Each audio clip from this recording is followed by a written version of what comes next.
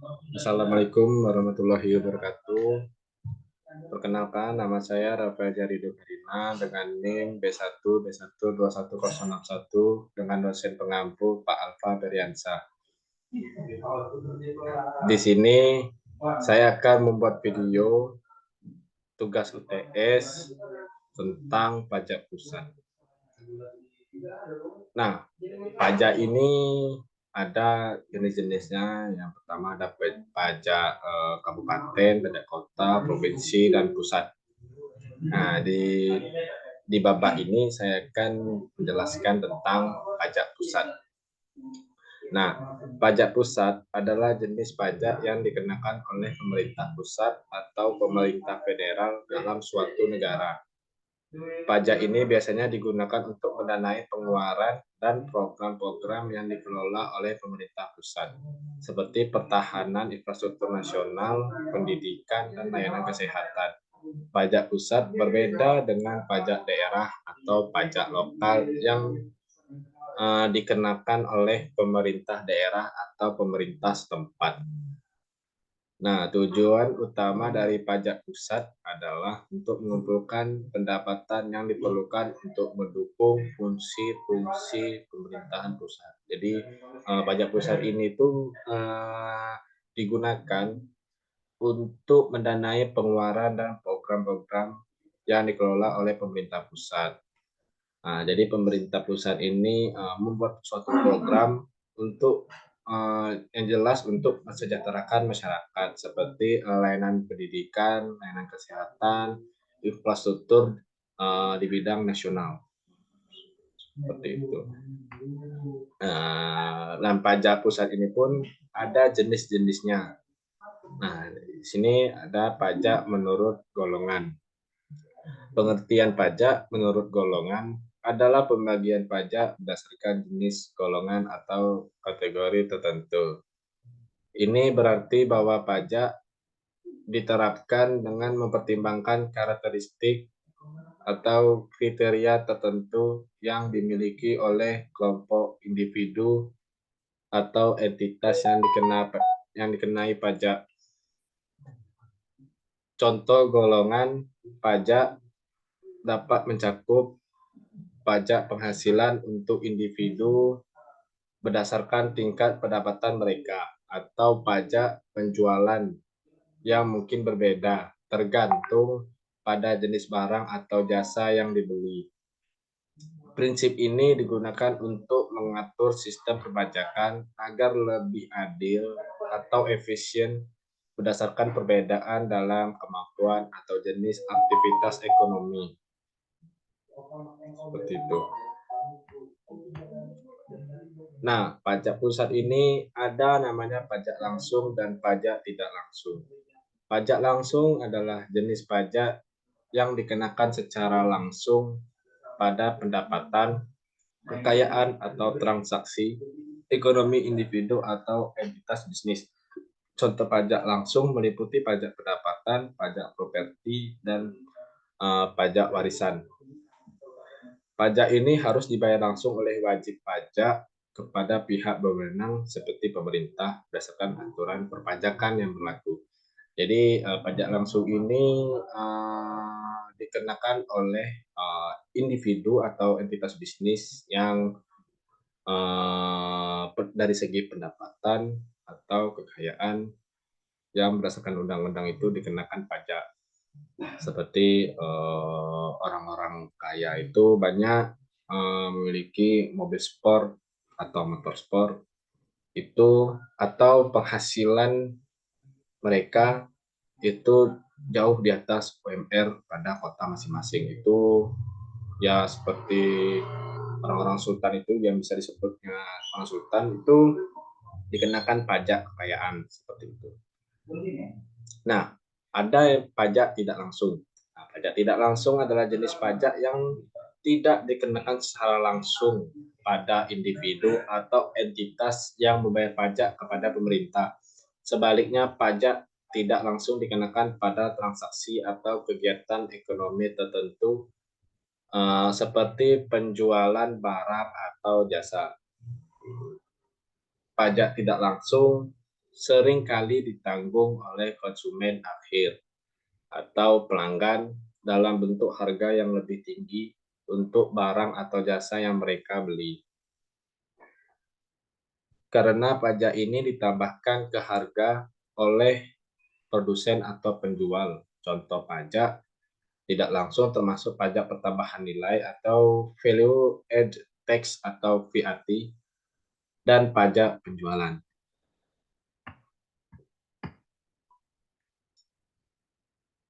Ada jenis-jenis pajak pusat yang namanya pajak menurut sifat.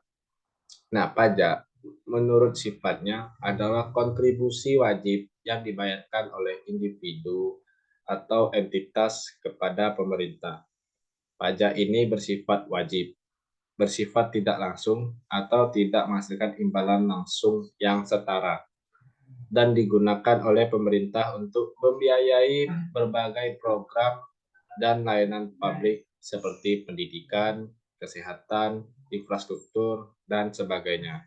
Pajak juga dapat berfungsi sebagai instrumen pengaturan ekonomi dan redistribusi kekayaan dalam masyarakat.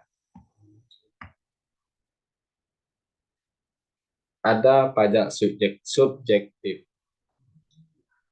Pajak subjektif adalah jenis pajak yang besarnya atau tarifnya bergantung pada subjek atau objek tertentu yang dikenakan pajak.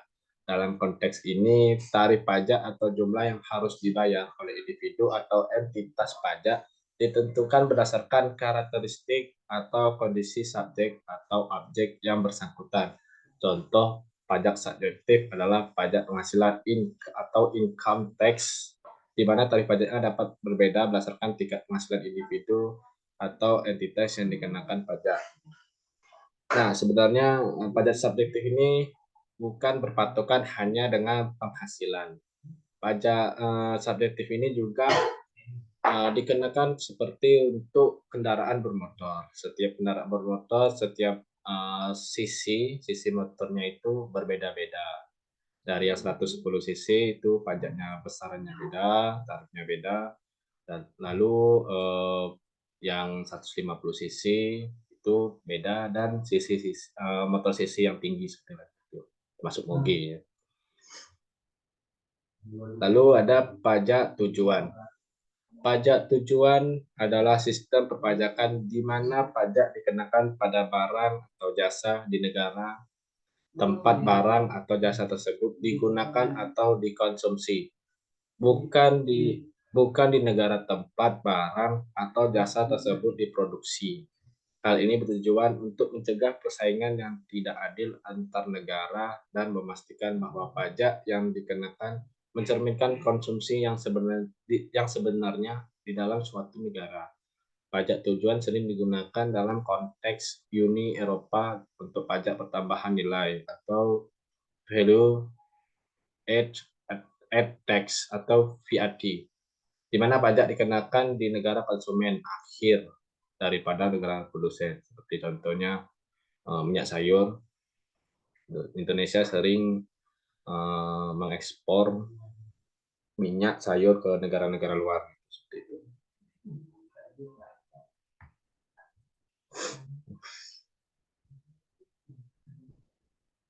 Lalu jenis-jenis pajak pusat ini ada namanya pajak menurut lembaga.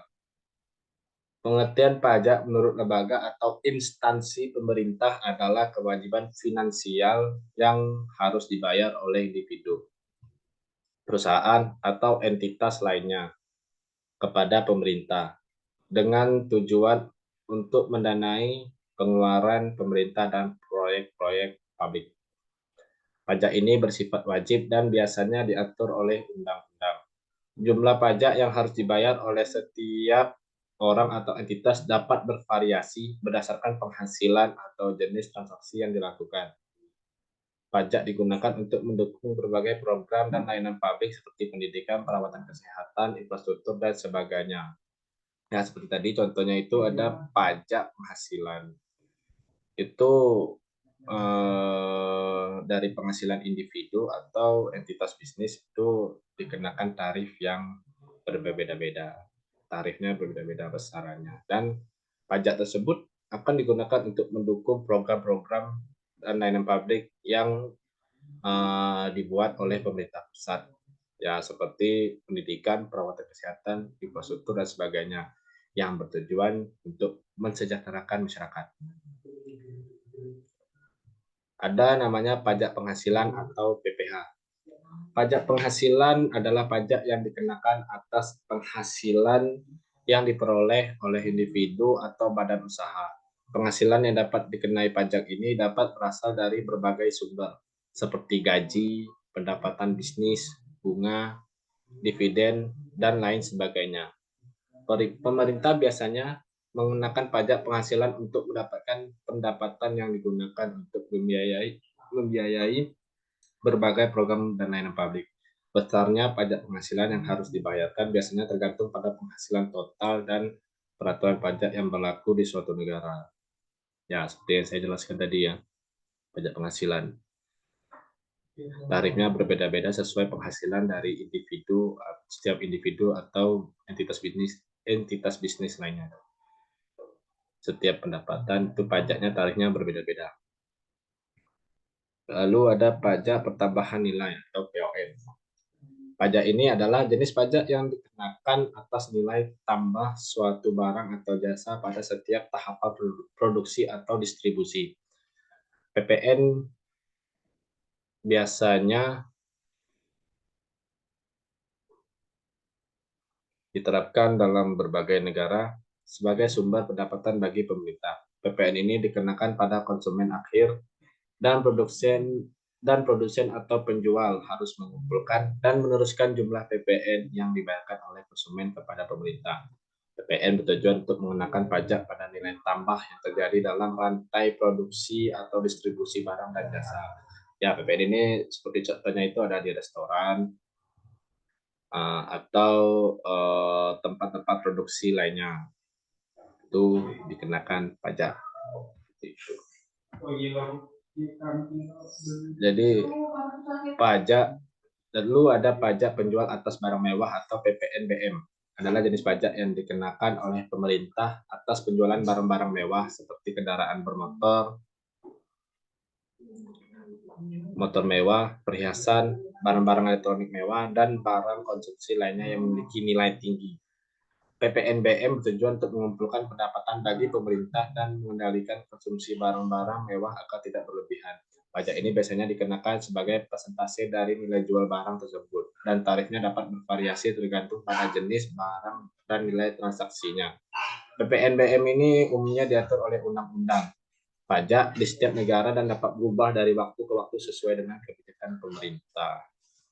Jadi maksudnya ini barang-barang mewah seperti motor mewah yang cc-nya tinggi atau barang konsumsi lainnya, barang elektronik mewah itu maksudnya dapat berubah dari waktu ke waktu itu sesuai dengan harga pasaran dari yang contoh-contoh ini. Kalau misalnya lagi harga pasarnya itu naik, ya pemerintah mengeluarkan kebijakan itu pajak itu ikut naik juga seperti itu. Lalu ada pajak bumi dan bangunan atau PBB. Adalah sebuah jenis pajak yang dikenakan oleh pemerintah terhadap pemilik properti termasuk tanah dan bangunan yang mereka miliki. Tujuan dari PBB adalah untuk mengumpulkan pendapatan bagi pemerintah daerah dan pusat yang kemudian dapat digunakan untuk membiayai berbagai proyek dan layanan publik seperti infrastruktur, pendidikan, dan kesehatan. Besarnya PBB biasanya dihitung berdasarkan nilai properti yang dimiliki oleh pemiliknya. Pajak ini dapat bervariasi dari satu wilayah ke wilayah lainnya dan seringkali diatur oleh undang-undang yang berlaku di masing-masing negara atau daerah. Pemilik properti diwajibkan untuk membayar PBB secara berkala dan jumlah yang harus dibayarkan bergantung pada nilai properti tersebut sesuai tarif PBB yang berlaku di wilayah tersebut. Ya, sama seperti menurut saya sama seperti PPNBM ini. Jadi ketika harga pasar barang mewah, harga pasar tersebut naik, itu tarif pajaknya ikut naik juga sesuai yang aturan yang berlaku di wilayah masing-masing. Seperti itu. Lalu ini ada bea materai atau BM. Bea materai adalah pajak yang dikenakan atas materai, yaitu segel atau tanda yang ditempatkan pada dokumen tertentu sebagai tanda pembayaran pajak. Materai biasanya digunakan untuk dokumen-dokumen seperti surat-surat perjanjian, akta notaris, dan sejenisnya sebagai bukti pembayaran pajak dan sah secara hukum. Pajak bea materai ini berlaku di beberapa negara, termasuk Indonesia, dan besarnya tergantung pada jenis dokumen dan nilainya. Pemakaian materai biasanya diatur oleh peraturan perundang-undangan yang berlaku di masing-masing negara. Biasanya pajak yang dikenakan atas materai ini pajak seperti yang di dalam perusahaan. Seperti pajak penghasilan, pendapatan bisnis itu di atas materai, setahu saya. Nah, jadi kesimpulannya, pajak merupakan salah satu sumber penerimaan negara terbesar yang diperoleh dari kontribusi rakyat yang bersifat memaksa berdasarkan undang-undang, dengan tidak mendapat imbalan secara langsung dan digunakan untuk kemakmuran negara. Pajak nasional adalah pendapatan yang diperoleh pemerintah dari warga negara dan perusahaan untuk mendanai kebijakan dan pelayanan publik. Pajak nasional bisa memiliki dampak positif dan negatif, tergantung pada desain, tarif, dan pengelolaannya, dan instrumen penting menjaga stabilitas keuangan negara dan mendukung pembangunan berkelanjutan. Baik, sekian dari saya. Apabila ada kekurangan, saya mohon maaf. Saya akhiri. Wabillahi taufiq wal hidayah. Wassalamualaikum warahmatullahi wabarakatuh.